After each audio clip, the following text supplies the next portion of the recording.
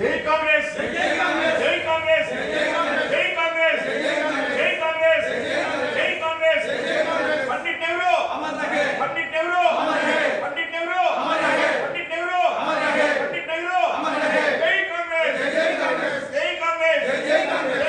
ఈ రోజు స్వాతంత్ర సమర యోధుడు, దేశ తొలి ప్రధాని, ఏఐసిసి మాజీ జాతీయ అధ్యక్షులు, భారతరత్న నవభారత నిర్మాత స్వర్గీయ పండిట్ జవహర్లాల్ నెహ్రూ గారి 135వ జయంతి. ఈ భూమి మీద కొన్ని వేల కోట్ల మంది పుట్టారు, గిట్టారు. కానీ వాళ్ళల్లో అతి కొద్ది మంది మాత్రమే ఈ భూమి మీద తమ శాశ్వత ముద్రంటూ వేయగలిగారు. వారే చరితార్థులు, వారే చరిత్రకారులు. అటువంటి అతి కొద్ది మంది కోవకు చెందిన చరితార్థుడు, చరిత్రకారుడు స్వర్గీయ పండిట్ జవహర్లాల్ నెహ్రూ గారు. ఆయన ఆగర్భ శ్రీమంతుడు. ఒక ఉన్నత కుటుంబంలో, ఒక సంపన్న కుటుంబంలో పుట్టాడు. ఉన్నత విద్యావంతుడు.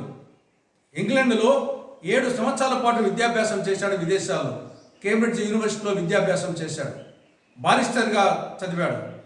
కాబట్టి ఆగర్భ శ్రీమంతుడిగా ఉంటూ, ఉన్నత విద్యావంతుడిగా ఉంటూ మహాత్మా గాంధీ పిలుపు మేరకు భారత స్వాతంత్ర ఉద్యమంలో ప్రవేశించి సహాయ నిరాకరణ ఉద్యమం, ఉప్పు సత్యాగ్రహం, క్విట్ ఇండియా ఉద్యమం, ఇలా అన్ని ఉద్యమాల్లో పాల్గొన్నాడు.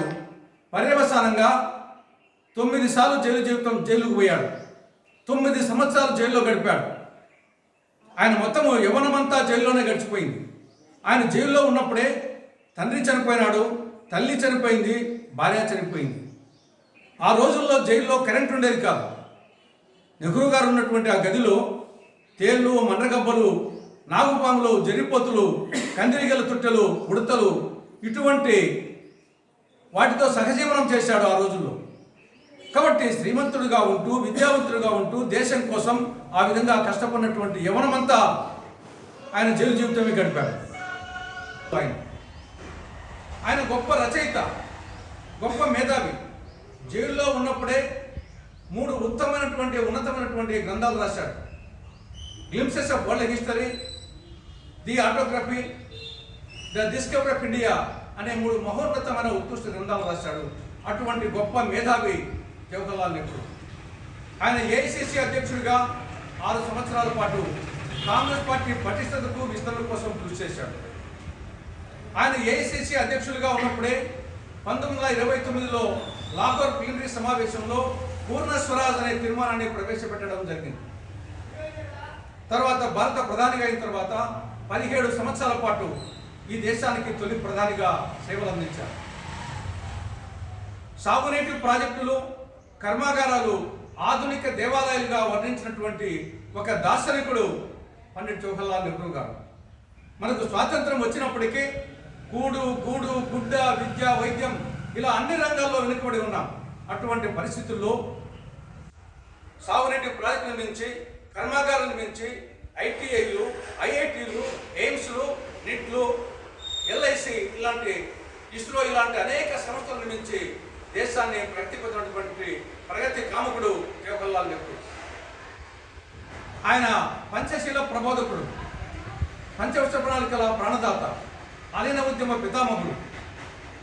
నెహ్రూ గారికి బాలలంటే చాలా ఇష్టం. బాలలు దేశ సంపద అని భావించేవారు. ఈనాటి బాలలే రేపటి పౌరులు. కాబట్టి బాల్యాన్ని సంతోషంగా గడిపే విధంగా తీర్చిదిద్దాలని చెప్పేసి కలలున్నటువంటి వాళ్ళ గురించి కలగొన్నాడు జవహర్లాల్ నెహ్రూ గారు. ఒకసారి ఒక చిన్న పాప ఎర్ర గులాబీ ఇస్తే తన కోటుకు పెట్టుకున్నాడు. ఆ చూసి ఆ పాప నవ్వింది. ఓహో, ఒక గులాబీ పెట్టుకుంటే పిల్లలు ఈ విధంగా సంతోషపడతారని చెప్పేసి ఆ రోజు నుంచి ఆయన కంటిన్యూస్గా తన కోటు మీద ఎర్ర గులాబీ పెట్టుకుంటున్నాడు. కాబట్టి అటువంటి ప్రజాస్వామ్యవాది, లౌకికవాది, మానవతావాది, దార్శనికుడు, స్థితప్రజ్ఞటువంటి జవహర్లాల్ నెహ్రూ గారి యొక్క ప్రతిష్టను తగ్గించాలని ఈరోజు బీజేపీ నాయకులు, నరేంద్ర మోడీ గారు తదితర నాయకులు నిర్విరామంగా ప్రయత్నం చేస్తున్నారు. ఇది చాలా దురదృష్టకరం.